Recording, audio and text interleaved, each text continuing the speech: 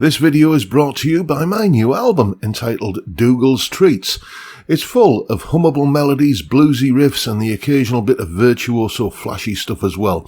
If you enjoy bluesy rock guitar with memorable tunes and solos that wail like a banshee, then check out the links in the description. The premium version includes all of the tabs for each tune, videos and jam tracks as well. Thanks for listening. Now on with the show. Hello chaps, welcome once again to John Robson Guitar Tuition. As always, I do hope you're well. I'm going to start off today with an apology for a glaring omission, and it concerns this guitar here. This vintage V6 Strat copy with a retrofitted, I think it's Fleur or however it's pronounced. Basically, a cheap and cheerful little Alnico 5 Hot Rails style humbucker that you can get off Amazon for about 25 quid. Retrofitted that into this guitar. Seasoned viewers of this channel will know all about this guitar, but if you're new here, I'll just briefly run down it. My main gigging guitar throughout the 1990s was a guitar that looked very much like this. It was a Fender Japan 60s reissue Stratocaster that had a whole slew of different pickup configurations in its time. I had EMGs in it. It was HSS for a while. And then one day I bought a Telecaster, and suddenly the Telecaster was my main guitar. And then from Telecasters I sort of got into Les Pauls, and that's sort of where I am now. But I'd mentioned this Sonic Blue Japanese Stratocaster on the channel a few times, and a very, very kind chap called Jim in Northern Ireland basically bought me this guitar and sent it to me. And well, he actually sent me two. One went missing and was later found, and that's going to a charity. Just waiting for the lady from the local charity that I'm donating it to come and pick it up. And this one, as I say, I modded with a humbucker in the bridge. But you know, somebody just buys you a guitar because they love your YouTube stuff. That is, as I've said many times when I've told the story of this guitar, absolutely flabbergasting generosity. Jim, you are a gentleman, sir. Thank you so much for your kind gesture. Your more than kind gesture. Anyway, the apology about this guitar. I did a video, like a review of this guitar when it turned up in its original form with the single coil in the bridge. I've still got that there, actually. There it is.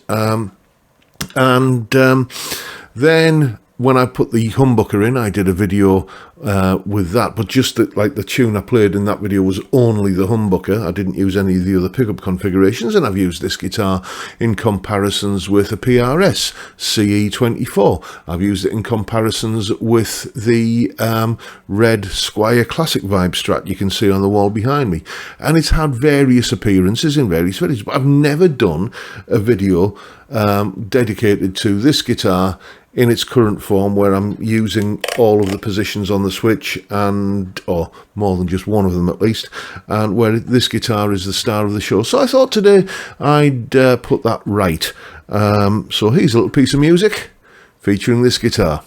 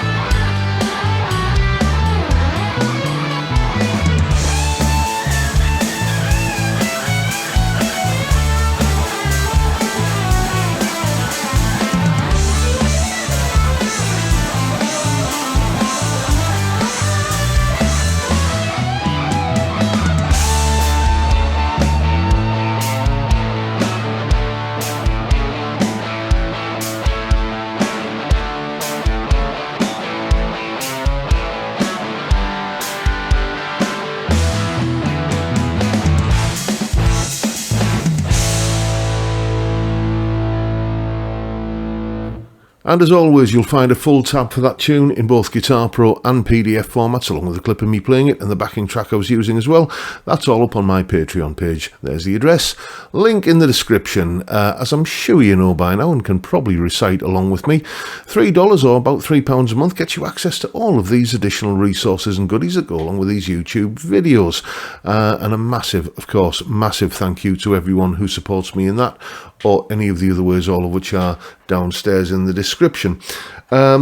Also down in the description, I'll put the original review video I did of this guitar back when, thanks to Jim's very, very generosity, it arrived at Robson Towers. But just a quick little run down some of the weights and measures. There you can see the weight, nut width, neck profile, and DC pickup readings. Please bear in mind that those readings do not reflect the aftermarket humbucker, but you can see it's basically a kind of very vintage strat, vintage, yes, strat set of readings. And yeah, this is part sort of long-term review of this guitar as well, because at the time I said that, out of the two strats that I've got this and the red classic vibe on the wall behind me. That was the one that was the most fun strat to play.